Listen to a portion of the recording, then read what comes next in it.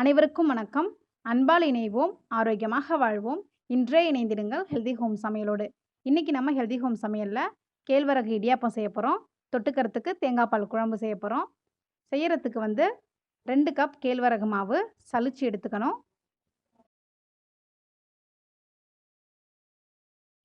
சலிச்சா தான் நம்மளுக்கு இடியாப்பம் புழியும்போது அடப்பு இல்லாம புழிய வரும்.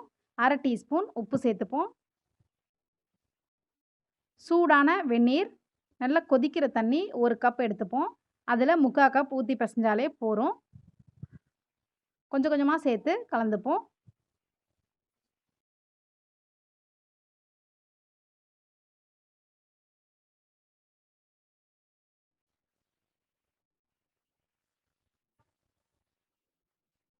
நல்லா இதை மாதிரி ஒரு கரண்டியை வச்சு கிளறி விட்டுப்போம். மாவு சூடாக இருக்கும். இதை மாதிரி எல்லாம் ஒன்றா சேர்ந்து வர வரைக்கும் கிளறிப்போம். மாவை அப்படியே ஒரு 5 நிமிஷம் விட்டுருவோம்.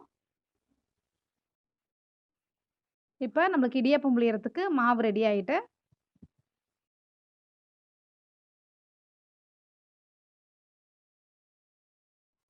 இன்றைக்கி நான் இடியாப்ப தட்டில் புழியிறேன். இட்லி தட்டில் புழியினாலும் நம்ம புழிஞ்சிக்கலாம்.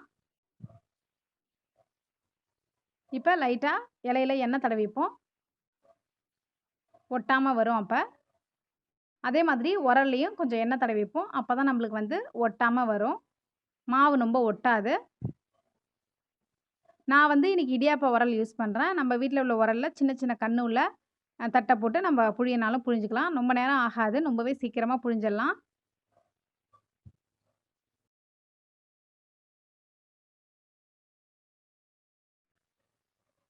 இதை மாதிரி ஒரு சின்ன உருண்டை எடுத்து நம்ம புழிய ஆரம்பிக்க வேண்டியதான். வெளியிலேருந்து உள்நோக்கி புழிஞ்சோம்னா நம்மளுக்கு புழிய ஈஸியாக இருக்கும். மாவில் முக்கியமாக நம்மளுக்கு அடைப்பே இருக்கக்கூடாது. அப்போ தான் இடியாப்பம் புழிய வரும். இல்லைன்னா மொத்த மாவுமே நம்மளுக்கு வேஸ்ட் ஆகிடும்.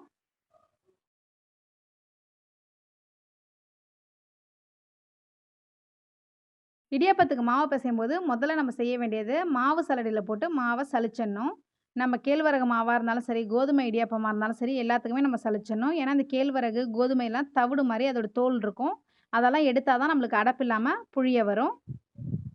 ரொம்பவே ஈஸியாக புழிஞ்சிட்டேன். நம்மளுக்கு ரொம்ப ஹார்டாக இருக்கிற மாதிரி டைட்டாக இருக்கிற மாதிரி இருந்ததுன்னா லைட்டாக பச்சை தண்ணி தெளித்து மாவை பிசைஞ்சிட்டு அப்புறம் புழிஞ்சோம்னா நம்மளுக்கு ஈஸியாக வரும். 10 நிமிஷம் வேக விட்டு எடுத்துப்போம். இது வேகிற நேரத்தில் குழம்பு ரெடி பண்ணிவிடுவோம். 1 கப் தேங்காய் மிக்சியில் போட்டுப்போம். சின்ன பீஸ் புளி போட்டுப்போம். 1 கப் தண்ணி ஊற்றி அரைச்சிப்போம். அரைச்சதை வடிகட்டி எடுத்துப்போம்.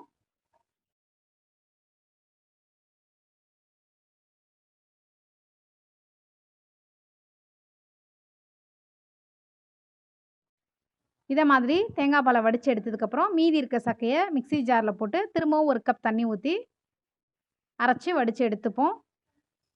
இடியாப்பம் வெந்து ரெடி ஆகிட்டு கலர் நல்லா சேஞ்ச் ஆகிருக்கு. அடுத்தது குழம்பு ரெடி பண்ணிவிடுவோம். பேனில் 1 டேபிள் ஸ்பூன் எண்ணெய் சேர்த்துப்போம். 1/2 டீஸ்பூன் கடுகு. கடுகு வெடித்ததுக்கப்புறம் 1/4 டீஸ்பூன் வெந்தயம், 4-5 பல் பூண்டு,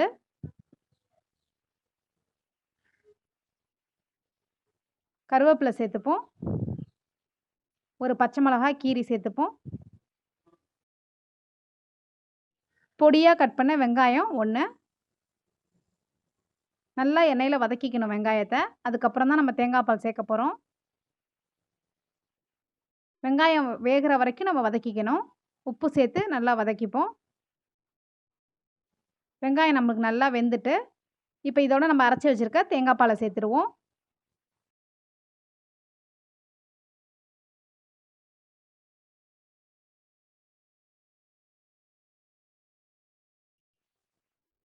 இதோட இப்போ நம்ம 1 டீஸ்பூன் சாம்பார் பொடி சேர்த்துப்போம்.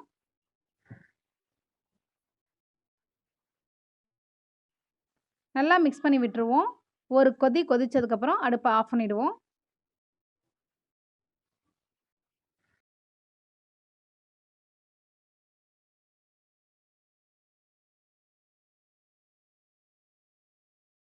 இடியாப்பம் புழியறதுக்கு ரொம்ப நேரம் ஆகாது. ரொம்பவே குயிக்காக 10 நிமிஷத்தில் புழிஞ்சிடலாம். அதே மாதிரி இந்த வித்தியாசமான குழம்பு தேங்காய் பால் குழம்பையும் நீங்கள் ட்ரை பண்ணி பாருங்கள்.